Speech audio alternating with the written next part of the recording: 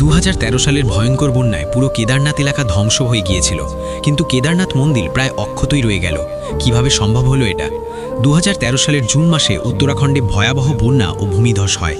অতিবৃষ্টির কারণে চোরাবাড়ির হ্রদ ভেঙে যায় এবং বিশাল জলধারা ও ধ্বংসাবশেষ কেদারনাথের দিকে নেমে আসে। এই প্রবল বন্যায় মন্দিরের আশেপাশের অনেক ভবন, রাস্তা ও ঘরবাড়ি ধ্বংস হয়ে যায়, কিন্তু আশ্চর্যের বিষয় কেদারনাথ মন্দিরটি প্রায় অক্ষত অবস্থায় টিকে থাকে।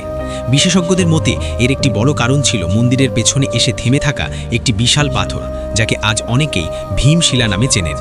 এই পাথরটি বন্যার মূল স্রোতকে সরিয়ে দেয়, ফলে সরাসরি মন্দিরে আঘাত লাগেনি।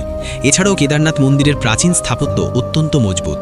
বড় বড় পাথরের ব্লক দিয়ে তৈরি এই মন্দির শতাব্দীর পর শতাব্দী ধরে কঠিন আবহাওয়া সহ্য করে টিকে আছে। এই কারণেই 2013 সালের সেই ভয়ঙ্কর দুর্যোগের পরেও কেদারনাথ মন্দির আজও দাঁড়িয়ে আছে, যা অনেকের কাছে বিশ্বাস, ইতিহাস ও প্রকৃতির এক আশ্চর্য সমন্বয়। আজ দেখি কে কে ভোলেনাথের ভক্ত।